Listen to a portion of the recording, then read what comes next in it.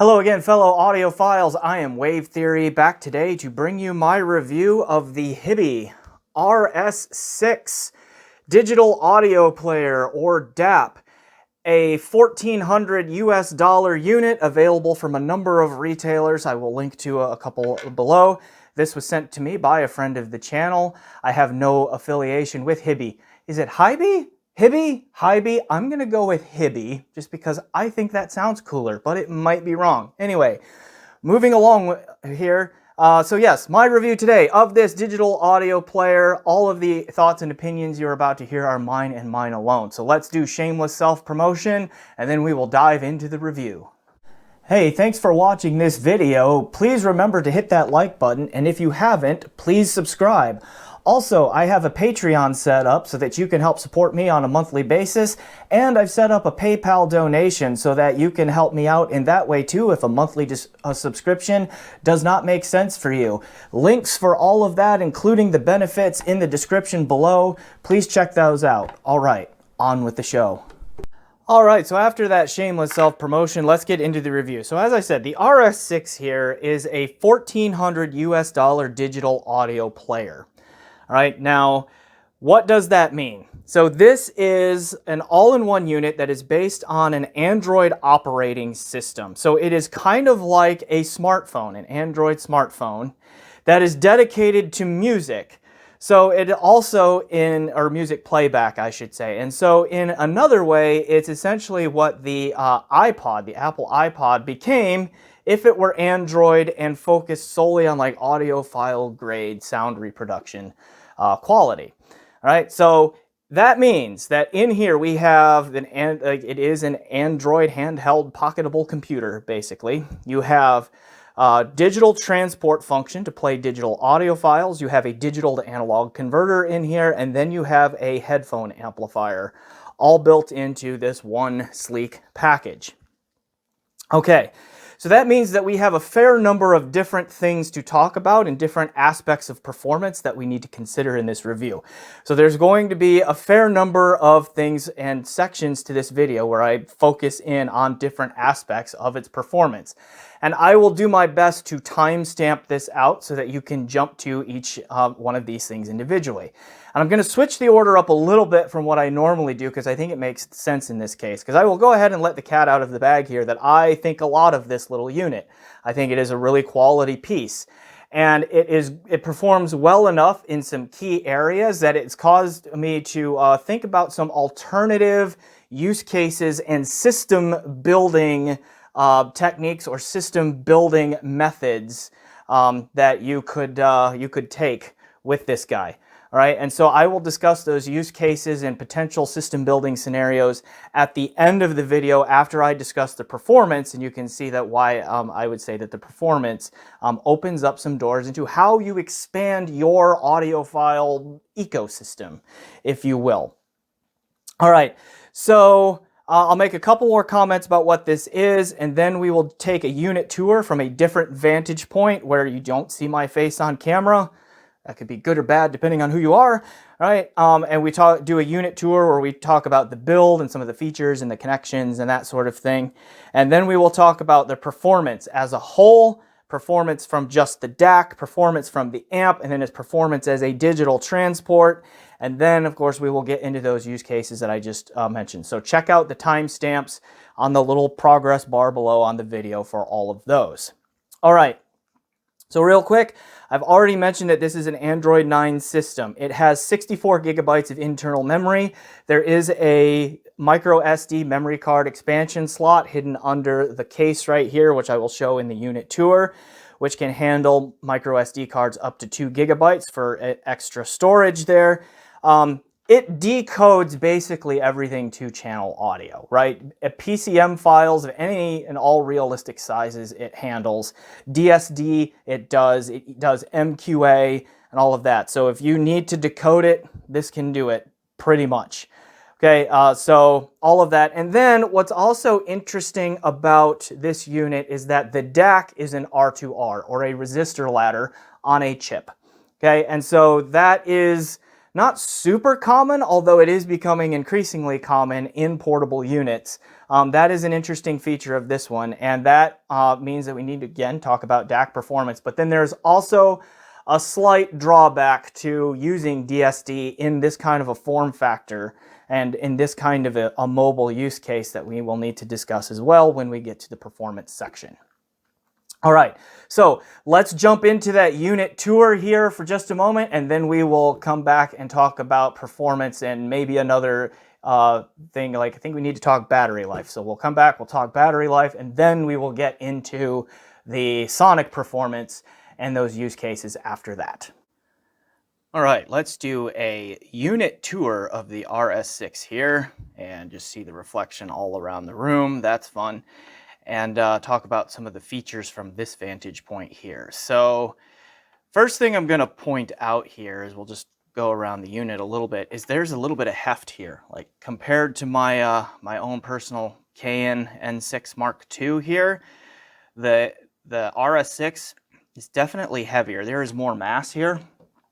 And like I noticed that if you're going to put this in the pocket of a pair of pants or a pair of shorts that just have an elastic band, elastic waistband, like, you know, a pair of gym shorts, you better cinch up that drawstring a little bit tighter so you can be sure to say no to crack.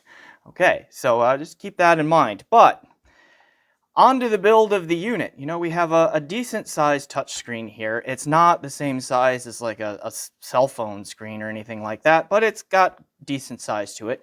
And then we have this included stock, I don't think that's leather, maybe it is, I don't know, but it comes with this stock case here. And we've got this Velcro flap up at the top here, and then with a little bit of a push from the bottom, the unit slides in and out here pretty easily, and then we can look at the unit itself, and we have, you know, brand name on there, the obligatory high-res stickers, you know, all of the fun stuff. You know, we can do high resolution DSD, like all of that, this carbon fiber pattern on the back and that sort of thing. Now, on this side, we have the power button. Press and hold for that. We have this LED indicator light, which shows power. It also changes colors with different sampling rates. I don't remember what's what on that, but that's just something you get used to. And then we have the transport buttons here for play, pause, and forward skip, backward skip, that sort of thing. On the other side, the only thing that we notice here is the slot for the memory card. So we have a single micro SD memory card slot. It is the spring-loaded type, and I think that, in theory, makes it easier to get the thing in and out, although that is in there pretty good. Oh, there it is, okay. So pops in and out right there. So you are limited, of course, in storage to what you can fit on a single memory card plus the internal memory, which I don't remember what that is offhand. I will try to state that elsewhere in the video.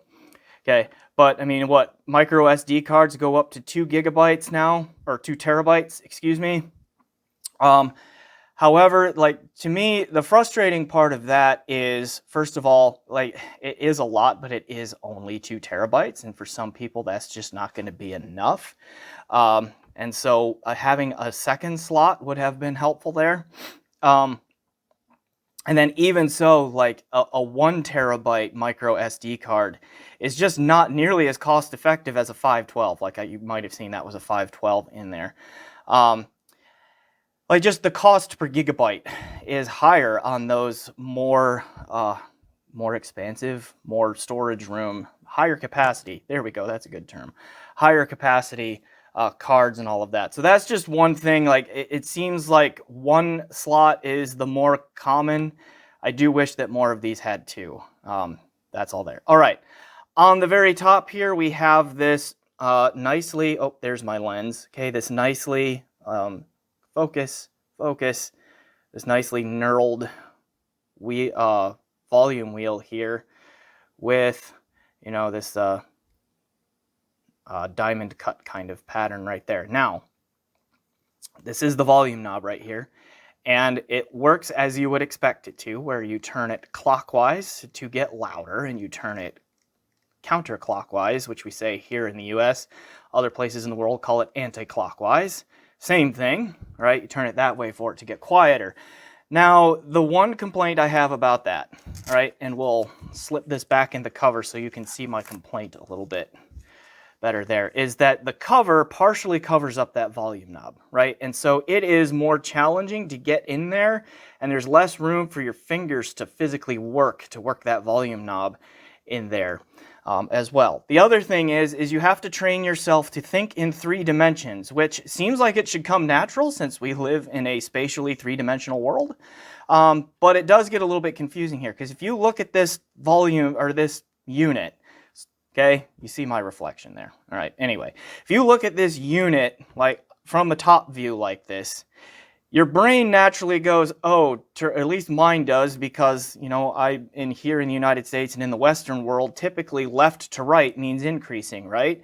So you would put your finger in there and try to turn this thing so that what you see moves left to right, thinking that that would be up. But remember, because it's a 3-dimensional world, if you turn that part that's facing you left to right, you're actually turning the whole knob counterclockwise again, so it gets quieter. That's just something to keep in mind. Right, something you got to train your brain to deal with. All right, turning the unit on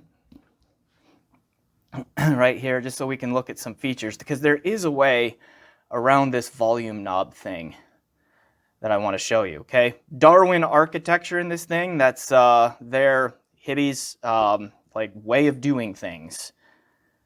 Okay, so slide this up. You see I have USB Audio Player Pro app. That's what I did for most of my testing on here. Okay, anyway, for the volume thing, let me show you this. Okay, you turn that and you get this screen here, which, there you go. You see the number of the volume there. But really the best way to do that is to start by touching this knob and then come here and use the touch screen to either drag that up or down to change the volume level. Okay, that's how you can do it quickly. The only downer there is you've got to wait for a beat, there it goes, before it goes back to where you can comfortably control the music. Okay, or something of that nature. All right. Then the only other complaint here is with the case, you can see that the spot where the micro SD card slot was is now covered up, which is in contrast to my Canon right here where it's accessible. All right, and so swapping this, if you have multiple memory cards that you carry your library on when you travel or whatever, you will have to take this thing fully out of this sleeve unless you get an aftermarket one where with a cutout there to swap out the memory cards. Okay, so that's just an ergonomic thing to keep in mind if you're considering buying this. All right. Let's take a quick look at some settings things here. I don't know how well this will show up on the screen, but let's go into Darwin controller here. And here's where you see a bunch of options for low pass, anti-aliasing filters, the DSD filters, non-oversampling or oversampling modes, and then just some other DSP kinds of enhancements that they have included in here, which I really did not play with any of these or these two. I only checked Nas versus Oz, okay, for this review, just to get the baseline performance level or get an idea of the baseline performance level of this thing. I just do not have time to play with every single one of these things in here and report on all of them, but you will see, I like this unit, and so if I were to own it, I would play with these and just see what kind of subtle tweaks. And for talking with a friend who has this unit, who owns it, not the friend who loaned this, but another one who owns one, they said that yes, these things do make very subtle differences. So they are there if you want to do that last little bit of tweaking to your liking. There, but just thought that would be interesting to see. But otherwise, we basically just have standard Android options and that sort of thing. I should say, if you go into system here, you can say this says updated to 1.5G in the system updates. You need to update yours. If you get it and it's not fully up to date on its software, you need to update it to at least 1.40G to get to some of the options that were in the Darwin controller here, like particularly the harmonic controller, and I think one of the others doesn't show up until version 1.40G, so keep that in mind too. All right, so yeah, I think that's good for unit tour and the build and all of that. Oh, I didn't, it's not, because I didn't show you all of this. Look at the bottom of this. Should have done this earlier. That's okay. I make this up as I go. All right, we have a fairly busy looking bottom here, all right, where we have this USB-C female connector here, and then on either side in this symmetrical layout, we have 3.5 millimeter single-ended balanced, or excuse me, single-ended jacks. Okay, these are not single-ended balanced. That's a completely nonsensical thing to say. Good job, Wave Theory. Okay, and then we have two 4.4 millimeter Pentagon balanced jacks here on the outside. And you see one of them here is labeled on either side. We have LO and PO, and I'm pretty sure that stands for line out and powered out. So you can access the DAC output directly here from these two, either balanced or single-ended, and you get a fixed line level, line out output from the DAC. And then on this side, you have the headphone amp outputs, 4.4 millimeter Pentagon balance, 3.5 millimeter single-ended output there. And so this can get a little confusing, but I just went with the mnemonic device, left is line, righty is mighty. Okay, isn't that clever? All right, anyway, this USB port here is for charging and for data transfer, and you can get it shipped in the box, which I thought was a nice touch, is this cable right here, which is a USB-C connector to RCA, and this is actually an SPDIF coaxial digital cable. So it's not it's not a USB cable. It just has a USB-C style connector and is pinned in such a way that it goes to an RCA coax digital connector here. So, you know, this is a 75 ohm RCA coax cable. So part of the internal workings of this means that you can do SPDIF output into this. And you plug this in to use this as a digital transport, and I tell you, like, right away, it picks it up and uses it. The dog is barking, and that might mean that FedEx is here with a new review delivery. So I'm going to pause this real quick and come back. Ha! The dog was right. FedEx just brought me some shit. Okay. So, yeah, you get a little window into my life here. At any moment, the doorbell rings with fun stuff to play with. So stay tuned for whatever this is. Okay, where was I? Right, SPDIF connection. That's really all this is. As soon as you plug this in, it knows SPDIF input and coax here. And I did test this as a digital transport, meaning it just plays the digital files in digital form and sends them right out to an outboard DAC with this thing.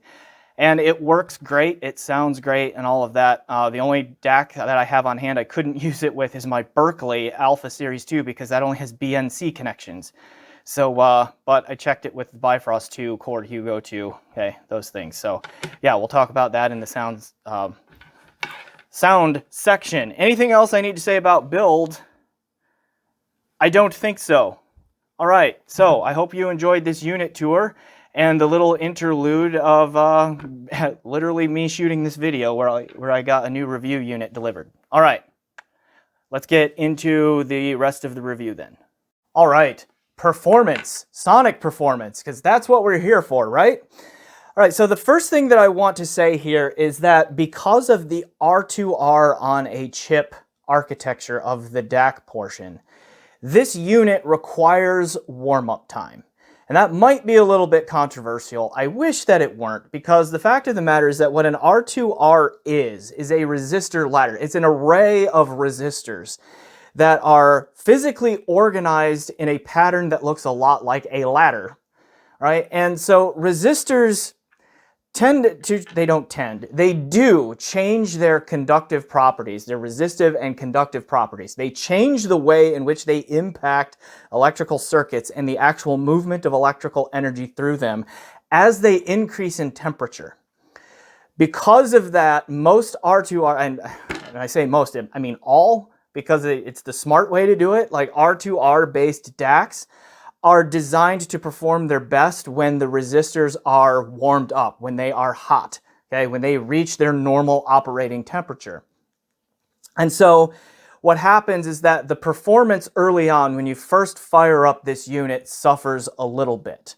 Okay, so that is something like a use case thing that we will discuss in a little bit. It's just something that you need to be aware of with this piece, is that it is not immune to that. It does change its sonic performance from one level to a higher level, which I will unpack more in a little bit as it warms up. Okay, so that is, again, something to keep in mind. Now, it is really hard to get around the warm-up process with this unit for a couple of reasons. I said we were going to talk battery life when we came out of the unit tour, and I think that the warm-up and the battery life here are kind of go together in a lot of ways. So Hiby specs this to have an 8.5-hour battery life, which isn't great. It's not poor either. Now, there is, even if you put it in standby mode, so you don't fully shut it down and power it off, you just let the screen go dark, let it sit and all of that, there is a slow drain to the battery, which is common on pretty much all DAPs. Even your phone, okay, will do that. If you're not using it, it's just sitting there, right? So it will have a slow drain on its battery. So to preserve the battery life, you really are better off shutting this thing completely down, which means that anytime you want to use it, you are going to be booting it up from cold. You're going to need to cold boot it. And so those resistors on that little resistor microchip there are not going to be operating at their optimal temperature, okay, or their normal operating temperature anyway. And so that warm-up becomes an issue because of that. Just by managing the life of the battery, it becomes an issue. All right, and all that. Now, a friend of mine who has this, who is not the loaner of this thing, but who has this unit, bought his used and says he can get about 6.5 hours of battery life use out of this, fully charged, booting from cold, all right, and powering IEMs. He got about 6.5 hours before it needed a recharge. You use full-size headphones on this, like those just by their nature are going to draw more power from the amp and thus more energy from the battery to move. That's just a physics thing. It's a conservation of energy thing. You can't get around it, okay? So so the actual experience of battery life is going to depend on the age of the battery and how much load you're putting on it, which should be news to no one because that's just how batteries have worked since there were batteries. Okay, so those are all things to keep in mind there if you are interested in this unit. Okay, with that, let's get into the performance. I just talked about the warm-up. I will make a couple more comments on exactly what that change is here in just a moment.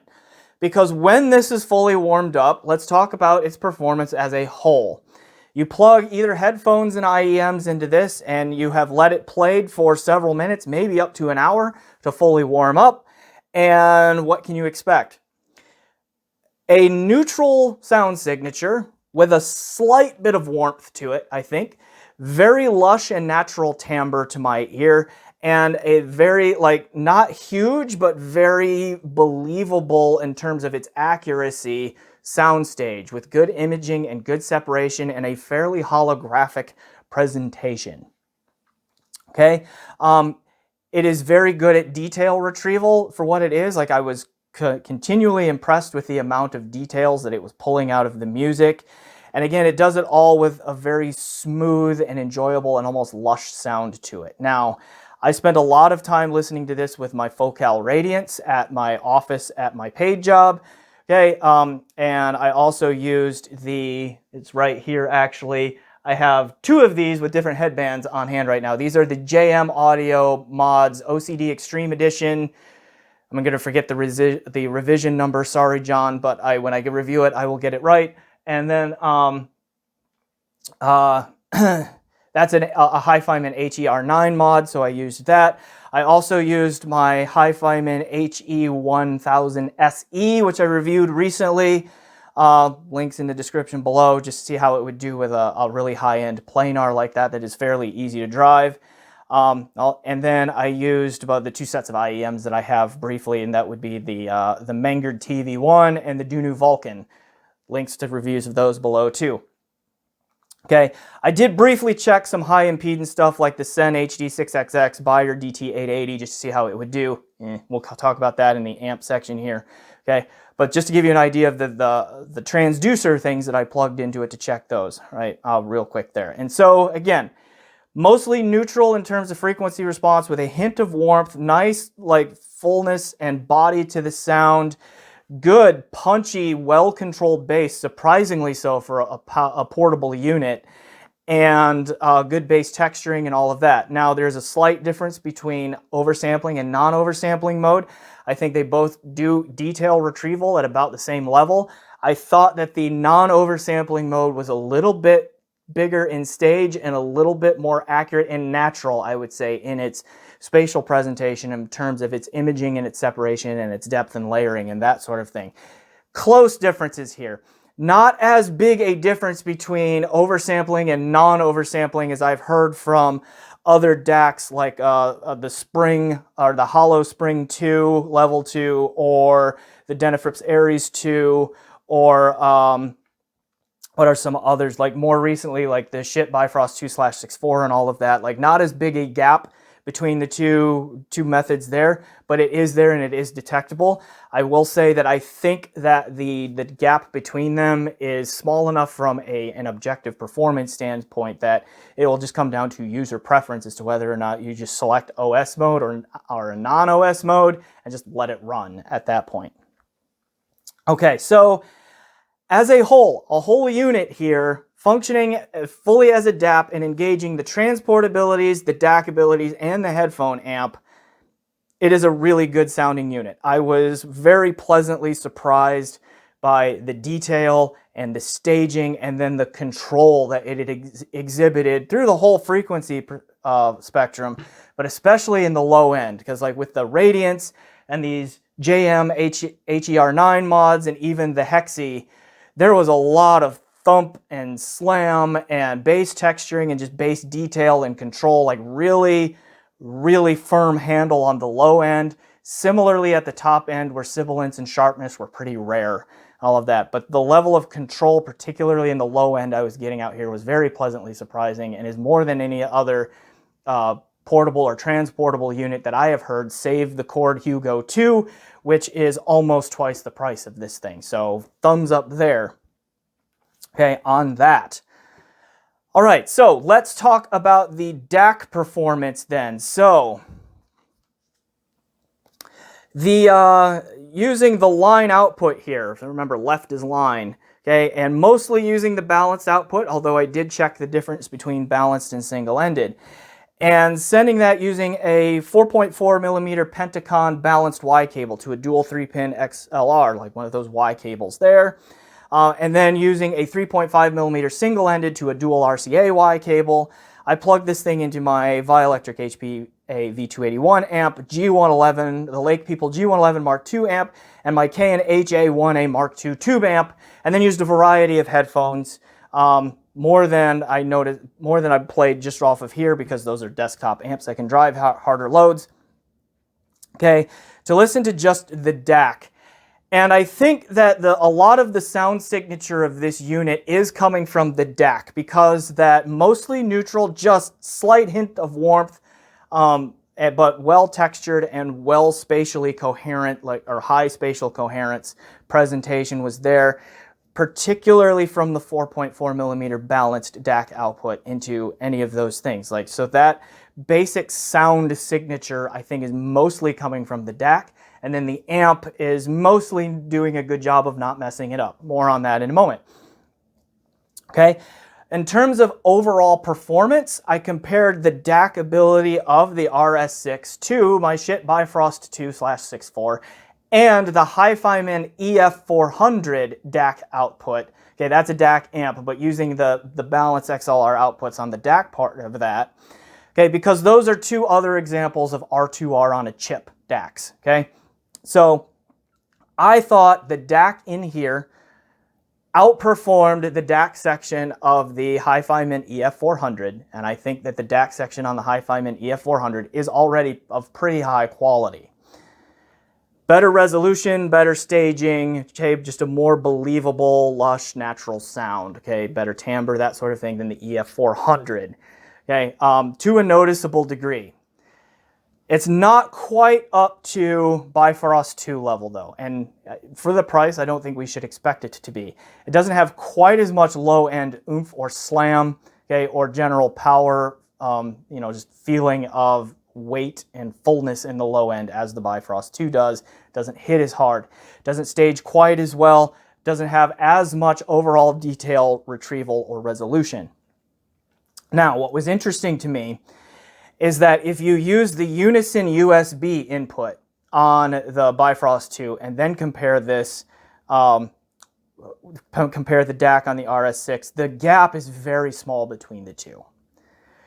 But if you use the RCA input on the Bifrost 2, using either the coax output of this guy or using my Singer SU2 digital USB bridge or digital-to-digital converter USB bridge, using the coax output of that, and then the Bifrost 2 noticeably takes a jump up ahead of the performance of this thing, which also tells me that, you know, there are some inherent challenges to using a USB connection, especially to a computer, okay, with DACs these days. I think the Bifrost 2 using Schiit's Unison USB is one of the best, arguably the best USB implementation in the price class for a DAC. But even then, I'm still noticing a definite difference between a very clean, you know, SPDIF output from here, or the DDC I mentioned, the SU2, or the Unison USB. So just to keep in mind that the DAC in here performs almost as well as the new Schiit Bifrost 2/64 from the Unison USB connection plugged into a fairly noisy desktop computer. Okay, so that's not nothing. That's pretty impressive for a $1,400 DAP, okay, in a, you know, in a package this size, to be able to say. And so that got my attention and is one of the reasons why I want to talk about use cases here in just a little bit. But before we do that, let's talk about the amplifier in here. So again, as I mentioned, primarily using the HiFiMan HE1000 SE, these JM editions, and my Focal Radiance. The amplifier in here, I think the most impressive thing about it to me is how well it controls the bass on those full-size headphones. It is extended, it is punchy, it is well textured, there is good pitch definition and accuracy and all of that kind of stuff. So, I mean, for the price there and what it's doing, it is very impressive. And then it gets out of the way enough that you still hear the good staging, the good timbre through the whole frequency spectrum, and the excellent detail retrieval that the DAC offers for the price and for what it is. Okay, so that is really good. Now, I do think the amp is a bit of a performance bottleneck on this unit as a whole. I thought the same thing about the FiiO M11 Plus, if you remember that review, which I will link to down below. But this is not near to the level that the FiiO was. Like, the amp in here is holding back the DAC and transport functions just a little bit. And I think this is also an appropriate time to talk about the difference between balanced and single-ended from both the DAC and the amp, because this is really where I started to notice it. Because using this unit as a whole, okay, so you're engaging the transport, the DAC, and the amp, and you're plugging your headphone or IEM directly into one of the powered outputs here. Okay, there is a very slight difference between the balanced and the single-ended outputs. There is a difference. It's just very small. Okay, the balanced is a little bit smoother, a little bit bigger in staging, a little bit more believable in the timbre, a little bit more natural in the timbre and that sort of thing. But the gap is very small. When I checked the DAC, balanced versus single-ended outputs here, the difference was much more noticeable. Okay, the balanced performance, the balanced output, I don't want to say far outperformed, but to a very noticeable degree, and it did not take long to hear it at all. It had improved staging, improved timbre, improved detail, basically improved everything. okay, over the single-ended DAC output. And that gap from the DAC output balance versus single-ended was bigger than the gap from the amp balance versus single-ended. So I do think that the amp is hurting the overall output quality a little bit. Not a ton, not in any way enough for me to say don't buy this, like I said with the FIO M11 Plus, but just something to be aware of, that is likely to happen to you if you notice that, or if you were to buy this unit. Still, as a mobile device at $1,400, what the amp is doing in here, again, particularly with that low-end presence and control, is very good. All right. Transport functionality. I compared this using that, I'm completely blanking at the moment, using the SPDIF USB adapter cable that I showed you in the unit tour section of this video here, and plug this into the coax input of my shit Bifrost 2, and then also like had to get up and manually switch the cables, but compared that to my SU2 DDC coax output into the same shit Bifrost 2. Unfortunately, I couldn't do a direct compare with my Berkeley because that uses BNC connections and not RCA. But anyway, as a transport, this is just behind in overall quality from that SU2 DDC, just behind, okay? The SU2 is a little bit cleaner, a little bit clearer and more coherent and believable in its spatial presentation with a little bit sharper imaging and separation. Sharper might be the wrong word, but a little bit more clearer and well articulated imaging and separation, okay? And just a little bit more detail retrieval and overall control. Okay, not surprising because that's was a 430 and is now like 480 because of inflation and all of that, I think, USB bridge. This really sounded good though. Like this was noticeably a step up over, again, the Bifrost 2's a built-in Unison USB connection directly from the computer. Like noticeably cleaner and better imaging, staging, you know, better timbre, all of that. Like this was still really good. And so I can give it a thumbs up for what it is and for the price and all of that as just a digital transport using that adapter cable as well.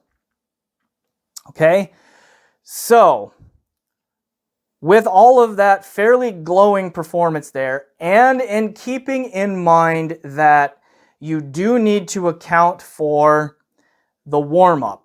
And I guess I haven't actually haven't commented yet on that warm-up journey. So let me do that, and then we'll talk about use cases.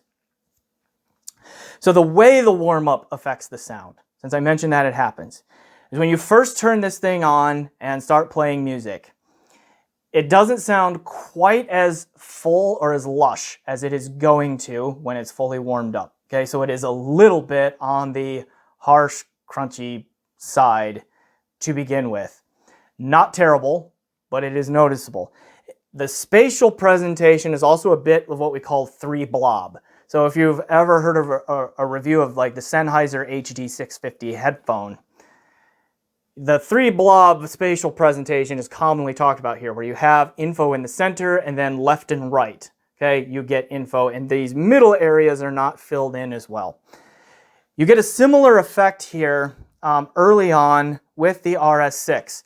And as it plays music, you can hear it start to fill in left center and left right a little bit more. And then the treble starts to have a little bit less bite, and just everything just kind of fills out and sounds, again, more lush and more believable. So that, to me, was the primary warm-up journey with this thing. It never sounds poor. I would say it always goes from decent to very good, never from poor or bad to very good. It goes from decent and listenable to much more decent and much more listenable. Very good kind of sound there. And that's true whether you use just the DAC output or you use this as a full DAP and power headphones or IEMs off of it. Okay, and that's, again, just a nature of the beast when you're talking about R2R DAC solutions. Okay, use cases. Obviously the most obvious, because that's good English, use case is just as a DAP. You plug headphones or IEMs into this and you take it with you and on you go. That's a fine use case here. I think you need to keep in mind that it is for on-the-go cases that you know are going to be for extended periods of time because of the warm-up issues that I have been discussing here. Okay, so if you are a frequent long traveler, air traveler with, cross-country or overseas flights, okay, of that nature, then this is a good option. If you have a really long commute back and forth to work every day, good option. It's not a great option if you need something to just steal away for a half hour or so, just listen some tunes for a quick recharge.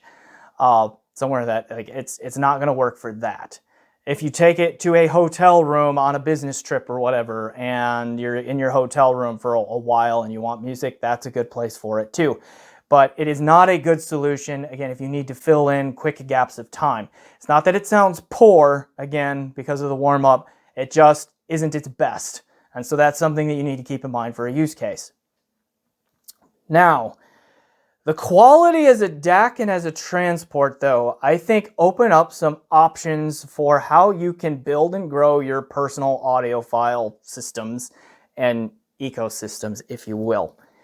If you find yourself in a position where you want to improve your mobile audio performance, your on-the-go audio performance, and you need a good digital source for your desk system, you're noticing the noises from USB or whatever, and you want to clean that up, you could get a streamer and ignore the mobile stuff at least for a while, or you could satisfy the mobile needs and get a pretty good digital transport and then start saving up money if you want for a separate streamer or a DDC or something of that nature to clean up your stationary desktop system or whatever. Like that is an absolutely fine use case for this unit or a DAP of similar quality right there.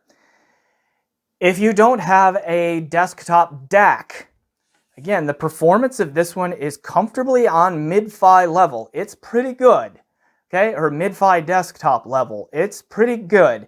I think it's going to beat a lot of like the toppings and SMSLs that are hanging out around, $400 or $500 these days. It's going to comfortably beat those, okay, in terms of overall performance. So you could get one of those balanced Y cables that I mentioned and plug it in directly into a headphone amp, like a Lake People G111 or something like that, and then use that to power headphones that this is uncomfortable driving, like high impedance dynamics from Sen or Bayer or ZMF, or inefficient planars like the HE6S EV2 or whatever, right? Like you can use this as a DAC there, solve your mobile needs, use it as a DAC in a desktop system for a while as you save for a more permanent solution in your desk setup. However, what if you need a single-ended connection? Here's the beauty, one of the beauties of this 4.4 millimeter Pentacon connection movement is that you can safely adapt them to single-ended. So this is just a simple 4.4 millimeter Pentacon to 3.5 millimeter single-ended adapter. And you can just plug this right into the line out or even the head out on this and use an RCA Y cable and go to the tube amp, okay? Or whatever that is, only single-ended inputs. Like that's what I did for my Canon HA1A Mark II. Sounds fine, okay? Works fine, sounds fine, and all of that. So those are some use cases that I think are interesting and that are use case doors opened with either this DAP or a DAP that has similar quality, because there are some others out there, okay? So yeah, that also makes me wonder why we even have or need single-ended outputs on this. I realize it's there for convenience, but because of the existence of things like this for not that much money, I would rather they just drop the single-ended here and like maybe give me a second micro SD slot. I'd rather swap that circuitry around and that real estate in this form factor around for something like that. Okay, that's just my personal opinion on that though. Okay, wrapping it up. I haven't compared this to other DAPs yet. I haven't heard a ton of DAPs. The only other ones I've heard are my personal Canon N6 Mark II and the FIO M11 Plus, and this easily outperforms both of them. Okay, so there's that. Comparisons done from what I can give you right now. And I already talked about comparisons with some desktop gear earlier in the video. But needless to say, if you haven't gotten the message, I think a lot of this device, it is really high quality. The only bummer, if you will, which is really just something that you need to think about in terms of how it matches your needs and your use case, is the warm-up period of the DAC, okay? Unavoidable with R2R right now. It just is what it is, but you need to be aware of it, and it needs to fit your use case and all that. But if it does, or if one of those system building scenarios that I just described appeals to you, the RS6 is an excellent option, okay? I can easily recommend it for said situations. All right, I am Wave Theory. This has been my review of the Hiby RS6 digital audio player. Please be sure to leave a like if you haven't, subscribe if you haven't, check out my PayPal where you can make a one-time donation to help me keep doing this. Check out my Patreon so that you can also help me keep doing this, and also join a Discord server where you get to talk to me and my buddies about audio and life or whatever, okay? So as always, thanks for watching and enjoy the music.